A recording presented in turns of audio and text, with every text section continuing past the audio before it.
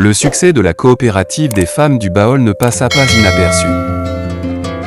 En court-circuitant les intermédiaires pour vendre directement à Dakar, Ndeye Fatou avait fait chuter les profits d'Abdoulaye, le négociant.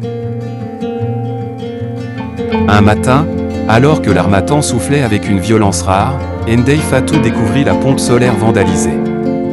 Les panneaux étaient brisés, et l'eau précieuse ne coulait plus. Le village plongea dans le silence. Les anciennes murmuraient que c'était un signe de mauvais augure, que les femmes ne devaient pas défier l'ordre établi. Ndeye Fatou ne versa pas une larme. Elle convoqua une assemblée d'urgence. Abdoulaye s'y présenta, un sourire en coin, proposant de racheter les terres de la coopérative pour aider les femmes en difficulté.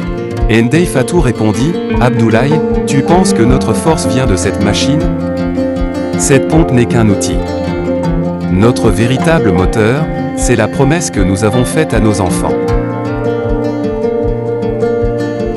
Après la destruction de la pompe, le premier ennemi de Ndeye Fatou ne fut pas Abdoulaye, mais le silence. Un silence lourd qui s'installa dans les concessions du village. Les hommes, qui avaient observé d'un œil méfiant cette révolution des pagnes, commencèrent à murmurer à l'oreille de leurs épouses. Le vieux Moussa, le doyen du conseil, homonyme du père de Fatou mais sans sa vision, convoqua une réunion secrète sous l'arbre à palabres. Ndeye n'y fut pas invité. Une femme qui veut commander au soleil finit par brûler le village, disait-on. Mariama, la plus fidèle alliée de Ndeye, vint la voir en secret, une nuit où la lune était cachée par des nuages de poussière. Fatou, ils disent que c'est ta faute. Que si tu n'avais pas défié Abdoulaye, il n'aurait jamais envoyé ses sbires. Ils veulent que tu lui demandes pardon. Ils veulent que tu lui vendes la récolte à moitié prix pour acheter la paix. Ndeye Fatou regarda ses mains. Elles étaient en sang, brûlées par le frottement de la corde du puits qu'elle tirait 16 heures par jour.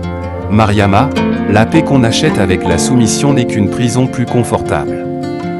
S'ils veulent que je demande pardon, qu'ils viennent me le dire en face, devant le puits vide.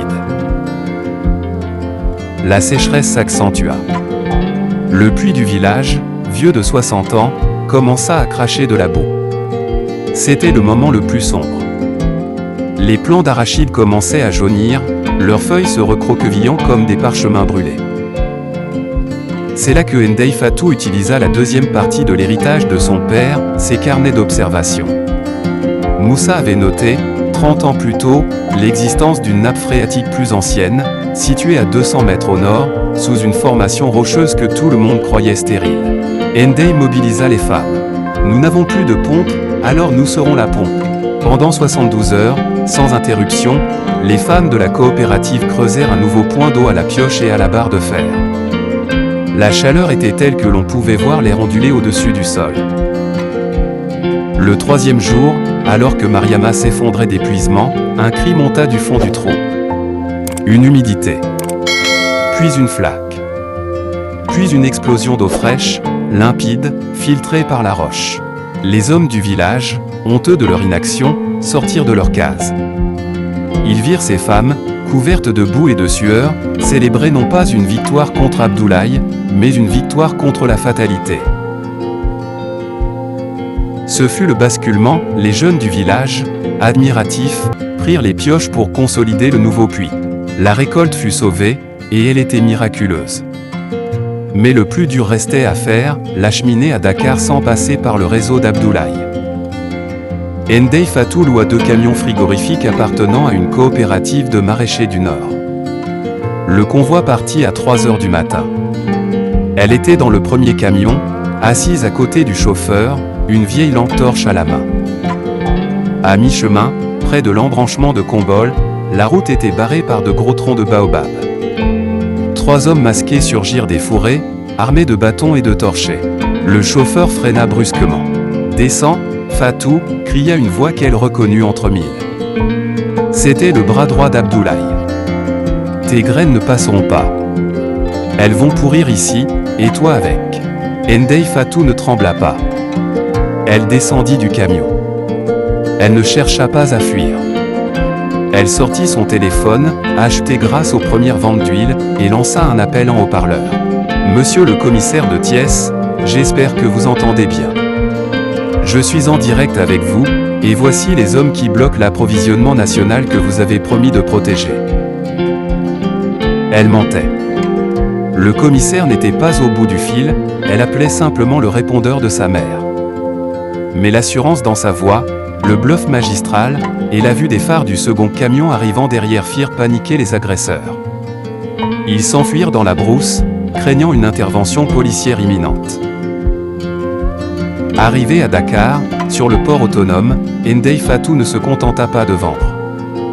Elle négocia un partenariat avec une usine de cosmétiques bio qui recherchait une huile d'arachide de première pression à froid, sans pesticides. Le prix qu'elle obtint fut 4 fois supérieur à ce qu'Abdoulaye proposait. Lorsqu'elle revint au village, 2 semaines plus tard, elle ne rapportait pas seulement de l'argent. Elle rapportait des contrats. Des papiers officiels, avec des tampons dorés, garantissant du travail pour les 20 prochaines années. Elle entra dans le village, non pas en triomphe sur un char, mais à pied, son sac sur l'épaule. Elle se dirigea directement vers la case d'Abdoulaye. Le négociant était assis sur sa véranda, le regard vide. Il avait tout perdu, ses clients préféraient désormais traiter avec la coopérative. Ndeye Fatou posa un petit sac de graines devant lui. « Voici les semences pour l'année prochaine, Abdoulaye. Si tu veux travailler honnêtement, la coopérative a besoin de chauffeurs et de logisticiens. Mais ici, le seul patron, c'est la terre. » Abdoulaye baissa la tête. Le vieux lion était vaincu par la force de la vérité. Aujourd'hui, le Baol a changé de visage. La coopérative compte 500 femmes. La pompe solaire a été réparée et doublée par une éolienne. Ndeye Fatou a ouvert une école d'agronomie pour les jeunes filles, financée par les bénéfices de l'huile. Chaque année, à la date anniversaire de la première récolte, Ndeye Fatou se rend sur la tombe de son père. Elle ne pleure plus. Elle s'assoit, regarde les champs verdoyants qui s'étendent à perte de vue et murmure. « Père, le Baol ne sent plus la poussière. Il sent l'avenir. »